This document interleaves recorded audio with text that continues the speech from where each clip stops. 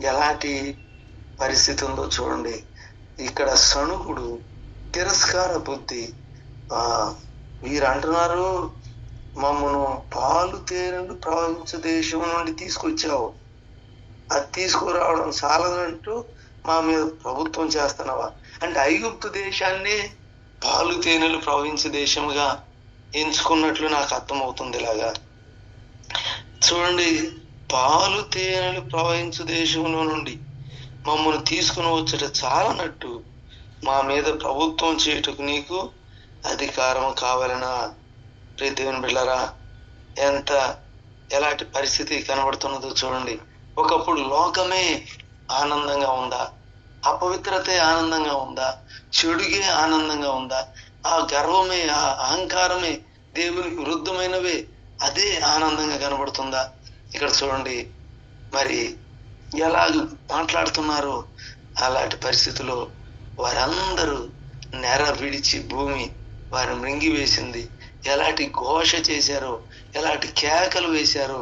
ఓ ప్రియ దేవుని బిడ్డలారా, పాతాళంలోనికి వెళ్ళిపోయారు.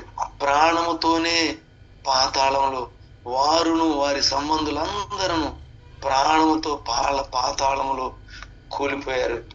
భూమి వారిని మృంగివేశాను, వారు సమాజంలో ఉండకుండా నశించిరి. ప్రియ దేవుని బిడ్డలారా, మనం మారు మనసు పొందనందువల్ల, మనం దేవునికి విరోధంగా బ్రతుకుతున్నందువలన, దేవుని బిడ్డలకు విరోధంగా బ్రతుకుతున్నందువలన మనము, మన సమాజము పాతాళములో మరి భూమి మృంగివేసినట్లుగా అనేకులు నశించిపోతున్నారు.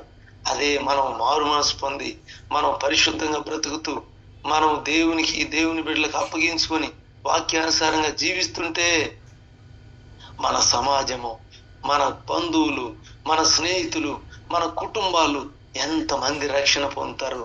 ఎంతమంది, ఒక్క సమరయ స్త్రీ మారి ఆ ఊరినే మార్చుకున్నది కదా.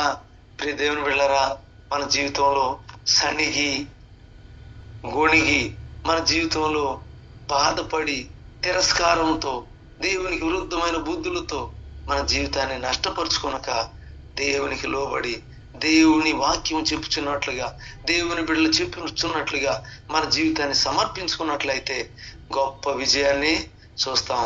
చూడండి, మోషే మీద మరి మిరియాము, అహరోను సణుక్కున్నారు. అరే, ఒకే కుటుంబస్తులై ఉండి కూడా వారే సణుక్కున్నారు. ఎంత విచారమో. కానీ కుష్టు వచ్చింది. ఆ సమయంలో మరలా మోషే ప్రార్థించాడు. ఓ ప్రియ దేవుని బిడ్డలారా, కుష్టు పోయింది. ప్రియ దేవుని బిడ్డలారా, దయచేసి మన జీవితంలో దేవునికి విరుద్ధముగా, దేవుణ్ణి తిరస్కారం చేసేవారిగా ఉండవద్దు. దేవునికి లోబడదాం, దేవుని బిడ్డలకు లోబడదాం, అప్పగించుకుందాం.